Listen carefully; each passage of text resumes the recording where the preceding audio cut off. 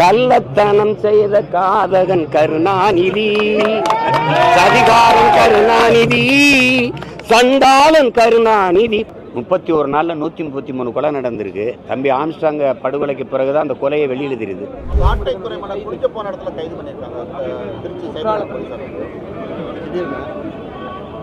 குற்றாலது போல அவரு அவங்க ஊர்ல அடுத்த வாரம் கொடை வருது, அதுக்கு போய் கொஞ்சம் ஊரில் அம்மா அப்பா பார்த்து வரலான்னு போனார். அது எனக்கிட்ட கேட்கக்கூடாது, நீங்கள் தான் ஊடகவியலாளர் தான் பேசணும். இங்கே கள்ளச்சாராயம் விற்றவன் 31 நாளில் 133 கொலை நடந்திருக்கு. தம்பி ஆம்ஸ்ட்ராங் படுகொலைக்கு பிறகு தான் அந்த கொலையை வெளியில் தெரியுது. ஒரு எல்லாராலும் அறியப்பட்ட தலைவர் சாகும்போது தான் அவங்களுக்கு தெரியுது. 83 மரணம், அதுக்கு முன்னாடி 19 மரணம் மரக்காணத்தில். இங்கே கள்ளக்குறிச்சியில் இத்தனை பேர் சாவு. இவ்வளோ பிரச்சனைக்கு அப்புறம் விக்கிரவாண்டியில் நேற்று கள்ளச்சாராயம் குடித்து பல பேர் மருத்துவமனை. கேட்டால் புதுச்சேரியிலேருந்து வந்துருச்சுங்கிறீங்க. வெக்கமா இல்லை உங்களுக்கு? அத்தனை இடத்துல சோதனை சாவடி போடுறீங்க. எங்கள் வண்டியெல்லாம் புதுச்சேரியிலேருந்து வரும்போது திறந்து பார்க்குறாங்க. எப்படி சாராயம் வருது? கள்ளச்சாராயம் எப்படி வருது? உங்களுக்கு தெரியாமல் காற்றுல பறந்து வந்துடுதா? கடத்தி விற்கிறவங்களே நீங்கள் கொலைகாரர்கள் சாராய ஆலய அதிபர்கள் கையில் ஆட்சியை கொடுத்தீங்கன்னா சாராயத்தை எப்படி ஒழிப்பீங்க? கொலையை எப்படி தடுப்பீங்க? அவங்க மேலையெல்லாம் பாயாத அந்த வழக்கு சட்டம் கைது. ஒரு பேசுகிறது மேடையில் இப்போ எதுக்காக துரைமுருகனை கைது செய்து இந்த அரசு?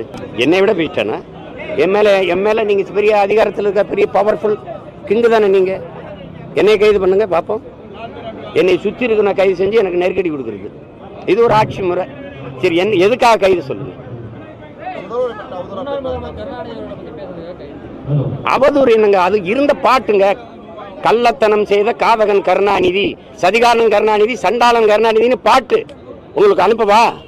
எழுதினவன் பாடினவனை விட்டுட்டு ஏன் மறுபடியும் எடுத்து பாடினவனை கைது பண்றீங்க? இப்ப நான் பாடுறேன், எம்எல்ஏ பேர் போடு. கள்ளத்தனம் செய்த காதகன் கருணாநிதி, சதிகாரன் கருணாநிதி, சண்டாளன் கருணாநிதி. போடு பாப்போம். போட்டு உள்ள வை. நீ புள்ள பூச்சி பிடிச்சி விளையாடுவா ராஜா? தேலு பாம்பு நட்டுவாக்கிலே பிடிப்பியா? புலி சிங்கத்தோட மோதுவியா?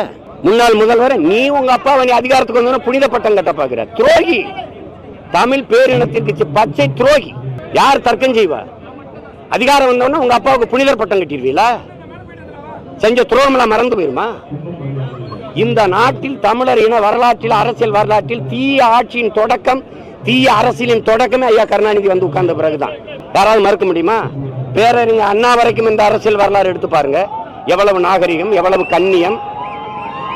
இவர் வந்த பிறகு நடந்ததை பாருங்க. அதுக்கு பிறகுதான் ஊழல், லஞ்சம், கொலை, கொள்ளை, அவதூறு பேச்சுகள், அநாகரிக அரசியல், சாராயம். இதெல்லாம் எப்போ வந்தது?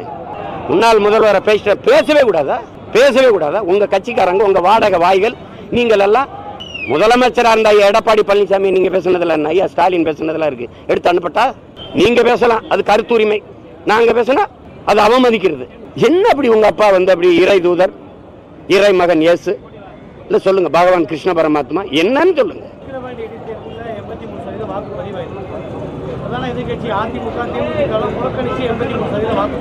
இதுவே என்ன முடியல. ஒரு அதிகாரி நீங்க எஸ்பியா வச்சிருக்கீங்க, இந்த பருண், அவர் எங்க ஊருக்காரு, உரப்புலிக்காரரு. தொடர்ச்சியா அவர் விளையாட்டு ரொம்ப அதிகமா விளையாட்டு. தேவர், நாடாரு, கோனாரு, தேவேந்திரரு யாரையுமே அவருக்கு பிடிக்க மாட்டேது. பிறப்பு வெறுப்பு அவருக்கு எங்க மேல எல்லாம். ஏற்கனவே குண்டாசு இங்கே உண்டு, வேற இடத்துல வழக்கு இங்க வர சொல்லி சென்னைக்கு கொண்டு வந்து சேர்க்க சொல்லி உள்ளதுக்கு குண்டாசுல போட்டது இதே வருண் ஐபிஎஸ் தான். இப்பவும் அவரை கைது பண்ணி இங்க திருச்சி கொண்டு வரதும் வருண் ஐபிஎஸ் தான். இதெல்லாம் மறந்துடுவோம். நீங்க அப்படியே அவர் எதுல ஆடுறாரு? சர்வேசன் நீங்கள் ஐபிஎஸ் படிக்கும்போது ஒரே பேட்ச்மெட்டு. ரத்தீஷ் அவருடைய தம்பி, அவங்க 2 பேரும் அதிகாரம் அதுல இருக்கனால எதா இருந்தாலும் ரத்தீஷ் தான் நிர்வாகம். அவர் தான் அதிகாரியை பணியமர்த்துவாரு, பணியிடம் மாற்றுவாரு. எல்லாம் ரத்தீஷ் தான். அதனால மேலிட அழுத்தம்ங்கிறீங்க. மேலிடம் எத்தனை நாள் நீங்க மேலிடத்தில் இருப்பீங்க? எத்தனை நாள் நீங்க மேலிடத்தில் இருப்பீங்க? நீங்களே பாருங்க. இது வந்து ஏன்னா தம்பி உதயநிதி கூட இருக்க ரத்தீஷ் தான் இந்த அதிகாரிகளை எல்லாம் பணியிடம் மாத்துறது, பணி உயர்வு செய்யறது எல்லாம் அவர் கூட இருக்காருங்கிறதுல நீங்க அடிக்கடி கை வச்சு விளையாடுறாரு இந்த வருண் ஐபிஎஸ். உண்மையிலே நீங்க என்ன வேணா ஆதாரங்களை தர்றேன். விரட்டி தேவர், தேவேந்திரரு, நாடாரு, கோனாரு, அவரு வன்மம். அதே தானே நான் பேசுறேன். என்னைய தொட வேண்டியதானே? நீங்க அதான் கேட்கறேன், என்னை கைது பண்ணுன்னு. இப்படி கெஞ்சுற ஒரு ஆளை பத்திரிக்கையில என்னை கைது பண்ணி உள்ள வைங்க. பேசுறதுக்கெல்லாம் கைதுங்க. நீங்க பேசுறதுக்கெல்லாம் கைதா? நீங்க ஒண்ணு கேட்கிறேன். சவுக்கு சங்கர் பேசினார், அவ்வளவுதானே. அதுக்கு வச்சு ஒரு 10-15 நாள் 20 நாள் வைக்கல, ஒரு மாசம் வைக்கல. எவ்வளவு நாள்? சரி, ஃபெலிக்ஸ் என்ன பண்ணாரு? டெல்லியில் இருக்கிற ஃபெலிக்ஸோடைய அலைபேசியை ஒட்டு கேட்டு டெல்லியில் இருக்காருன்னு போய் கைது பண்ணி உள்ள கொண்டு வர தெரியுது. இங்கே கள்ளச்சாரம் வைக்கிறான்னு தெரியாது. இவளை வேறு ஒரு வருஷமா திட்டமிட்டு ஆம்ஸ்டாங்க கொல்ல போறாங்கிறது ஒட்டு கேட்க தெரியாது. தெரியாதுல்ல. நான் எங்கள் ஆத்தாவுக்கு அரணியூரில் பேசுனேன்னா அது ஒட்டு கேட்க தெரியும். டெல்லியிலும் கேட்க தெரியும், இங்கேயும் கேட்க தெரியும். சீமான் யாரோட என்னென்ன பேசுகிறான்லாம் பதிவு பண்ண தெரியும். இந்த வேலை 133 கொலை நடந்திருக்கு 31 நாளில். எதையுமே கண்டுபிடிக்க முடியல. நீங்கள் இனி புதிதாக ஒன்றை தொடங்க முடியாது. இருக்கிறதே விரிவாக்கம் செய்து கொள்ளலாம்னு ஒப்பந்தம் போட்டு அதானிக்கு கொடுத்தது ஐயா தான், ஐயா கருணாநிதி அவர்கள் தான். ஏற்கனவே நீங்கள் ஒன்றெல்லாம் கவனிச்சுக்கணும். ஏற்கனவே நமக்கு இருக்கிற தாத்தா காமராஜர், நம்ம பாட்டனார் வஉசி பேரில் இருக்கிற துறைமுகங்களில் வேலை நடக்கலை. புள்ளி விவரத்தோடு நான் சொல்கிறேன். 50 விழுக்காடு 60 விழுக்காடு 40 விழுக்காடு தான் வேலை நடக்குது. எந்த சரக்கும் போகாமல் எந்த சரக்கும் இறங்காமல் தேங்கி நிற்கலை.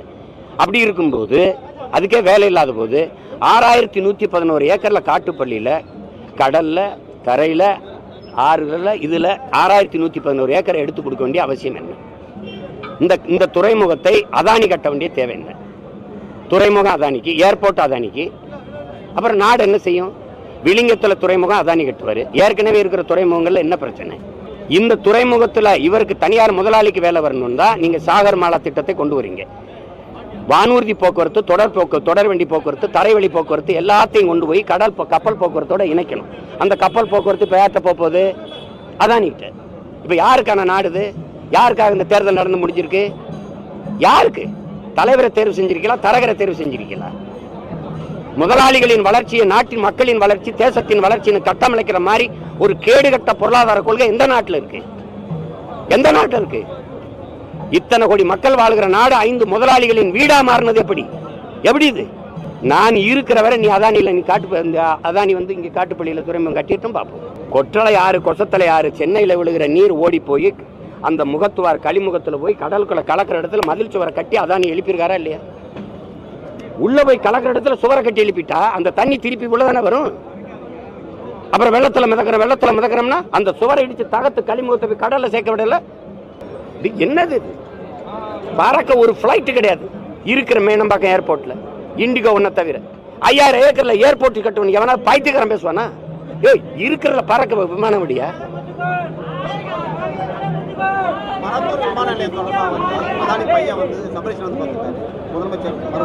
பார்க்கலாம், பேசலாம், போகலாம், அவ்வளவுதான். அப்படிலாம் எளிதாலாம் 8 வழிச்சாலை போட்டியல எங்க கட்டுங்கல்ல. நான் தான் சொல்றேனே, விமான நிலையம் கட்டி காட்டுங்க. 2 வருஷம் தானே, கட்டுங்க, கட்டி காட்டுங்க, பார்ப்போம். அது மாதிரி பைத்தியக்காரத்தனை ஏதாவது உண்டா? கள்ளச்சாராயத்துக்கு அந்த மாவட்ட ஆட்சியருக்கும் அந்த மாவட்டத்தில் இருந்த காவல்துறை அதிகாரிக்கு அது சம்மந்தம் இருக்கா? ஒருத்தர் சஸ்பெண்ட் பணியிட நீக்கம், ஒருத்தர் பணியிட மாற்றம். இதனால சார் அவங்கள ஊரல் போட்டு காய்ச்சினாங்க தம்பி, காய்ச்சினாங்க. இந்த கண்ணுக்குட்டி நேற்று ஊரல் போட்டு இன்னைக்கு காய்ச்சி காலையில் செத்தான தம்பி. பல வருஷமா வித்துக்கிட்டு இருக்கான். செத்தனான வெளியில் தெரியுது, இல்லைன்னா வித்துட்டு தானே இருப்பான். அப்புறம் சும்மா ஏதாவது சொல்றதான் தம்பி. அப்படி மாத்தினால நாங்க புனிதர் ஆயிடுறோம். அவர் தவறு நடந்துருச்சு, ஒரு அதிகாரி தவறு நடந்தார். அதிகாரி நியமிச்சது நீங்க, அதிகாரி உங்களுக்கு இருந்து வேலை செய்யறாரு. நீங்க தார்மீகமா முதலமைச்சர் பொறுப்பேற்று வழங்கணும்ல. அரியலூர் நடந்த ரயில்வே விபத்துக்கு அன்னைக்கு அமைச்சர் அந்த லால்பு சாஸ்திரி நேர்மையா நான் பதவியில் இருக்க தகுதியற்றவன் நீக்கினார். அரியலூர் விபத்துக்கு அவருக்கு என்ன சம்பந்தம்? அப்படி ஏதாவது பொறுப்பேற்பீங்களா? உங்களுக்கு கீழே இருக்கிற இவ்வளவு குற்றச்செயல் வருது, நான் இது இருக்க தகுதி இல்லவன் நீக்குங்க. குறைஞ்சபட்சம் அந்த பகுதியில் இருக்க உங்க சட்டமன்ற உறுப்பினர் ஒரு பாரம் அவங்களாவது விளக்க சொல்லுங்க பாப்போம். சும்மா பழிகடா காவல்துறை அதிகாரிகளை. இவங்களுக்கு தெரியாம காவல்துறை அதிகாரிகள் கண்டுக்கிறாம இருக்காங்க. மேலிட துறைமுருகன் கைது என்னங்கன்னு கேட்டா மேலிடத்திலிருந்து அழுத்தம். அந்த மேலிடம் யாரு? தம்பி உதயநிதி கூட இருந்து செயல்படுத்துறாரு. தம்பி ரத்தீஸ் வைங்க. எத்தனை நாளைக்கு நீங்க மேலிடத்துல? பல மேலிடங்கள் இப்ப எங்க இருக்கு? ரொம்ப மேலிடத்துக்கு போயிடுச்சு. பார்க்கத்தானே போறோம்.